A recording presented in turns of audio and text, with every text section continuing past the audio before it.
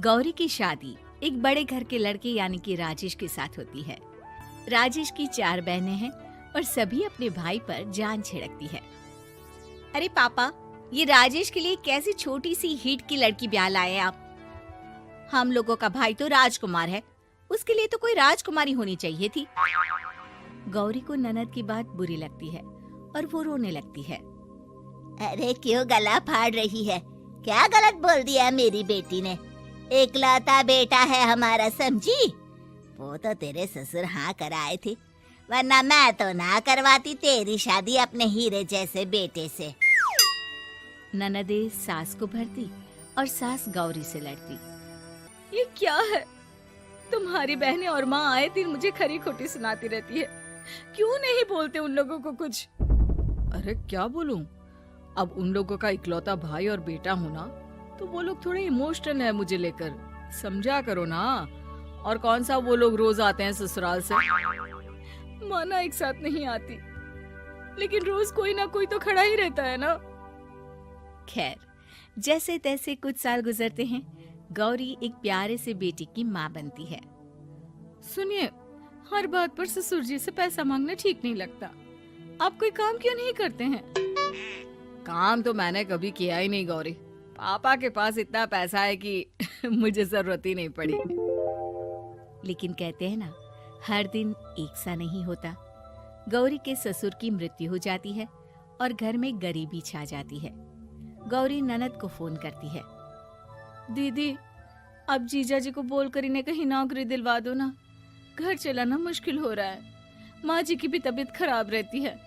दवाई का खर्चा और मुन्ने की पढ़ाई का खर्चा काफी है। कुछ मदद मिल जाएगी दीदी। देखो गौरी, तुम तो जानती हो मेरे खुद के 3 बच्चे हैं, तो ये मत सोचना कि बात घुमा कर बोलोगी तो मैं कुछ मदद कर दूंगी। अब पति तुम्हारा है, सास तुम्हारी है, तो करना तो तुमको ही है ना। हम भी तो निभा रहे हैं। खैर, बोल दूंगी इनको। गौरी समझ जाती है। वो दूसरी ननद को फोन करती है, लेकिन वहाँ से भी उसे कुछ ऐसा ही जवाब मिलता है। अरे भाभी, हमारा भाई कैसे काम करेगा? वो तो राजकुमार है। बस आप जरा माँ का ख्याल रखो, उन्हें कोई तकलीफ मत होने देना। बाकी करते हैं बात आराम से। गौरी के सामने संकट आ जाता है कि वो कैसे अपना परिवार चलाए। ना पति काम करना चाहता है और ना ननदे मदद। फिर एक रोज गौरी की सहेली कहती है, गौरी, मैं ना एक फैक्ट्री में काम करती हूँ, तुम्हारी परेशानी समझ सकती हूँ। क्यों नहीं तुम भी मेरे साथ वहाँ काम करती? अरे लेकिन मुन्ना तो छोटा है ना। तो क्या हुआ? तेरी सास और पति तो घर पर ही हैं, वो लोग संभाल लेंगे। तू चल मेरे साथ। गौरी ने अब काम करना शुरू कर दिया था, लेकिन उसका सपना अपने बेटे को अच्छी शिक्षा देने का था। गौरी अपने भाई से कहती है, भाई, आपके बच्चे जिस स्कूल में पढ़ते हैं उस पर मेरे गौरव का भी एडमिशन हो सकता है क्या? अरे कैसे बात कर रही है गौरी? जितना तू कमाती है उतने में तो तेरा घर भी नहीं चलता। तू कहाँ इतने महंगे स्कूल का सपना देख रही है? लेकिन गौरी भी ठान लेती है कि वो किसी न किसी तरह अपने बच्चे को अच्छे स्कूल में पढ़ाएगी। माँ जी, ये मेरे गहने हैं, मैं बेच रही हूँ। गौरव का कल एडमिशन है। अरे वो तो ठीक है गौरी, लेकिन आगे की फीस कैसे मैनेज करेगी? और ज्यादा मेहनत कर लूंगी माँ। गौरव कुछ बन गया तो हम लोगों के सारे दुख दर्द दूर कर देगा। गौरी, हम लोगं ने तुझे गलत समझा, लेकिन तू ही थी जो ये घर लेकर चल रही है, वरना कब की अलग हो जाती। गौरी सास की ओर मुस्कुराकर देखती है। आप भी तो मेरा साथ दे रही है ना। अरे कभी खाने में अंडा या मुर्गा भी खिला दिया करो। क्या रोज रोज पत्ता खिलाती रहती हो? अरे शर्म तो आती नहीं? सारा दिन बहू काम करके पैसे लाती है, खुद तो कुछ करता नहीं, ऊपर से मुर्गा खाना है इसको। गौरी अपना घर चलाने के लिए तो पर्याप्त पैसे कमा लेती है, लेकिन बेटे के महंगे स्कूल, कोचिंग और उसकी डिमांड पूरी करने के लिए उसे लोगों से पैसे उधार लेने पड़ते। माँ, मुझे जूडो कराटे की ड्रेस चाहिए। मैं घर के कपड़ों में क्लास नहीं अटेंड करूँगा। और क्या, बिल्कुल, घर की भी कोई ड्रेस होती है क्या? मैं कल ही ला दूंगी। हाँ बच्चा, तू बस मन लगाकर पढ़ाई किया कर। उसके जाने के बाद कहाँ से लाएगी पैसे ड्रेस के? माँ वो पास वाली चाची से कुछ पैसे उधार लूंगी। अरे सभी से तो उधार ले चुकी है तू। कर्जा इतना चढ़ा लिया है कि पूरा जीवन भी कमाएगी तो उतार नहीं पाएगी। अरे माँ जी, गौरव कुछ बन जाए तो मुझे कमाने की क्या जरूरत, फिर तो मैं बस रानी बनकर राज करूंगी।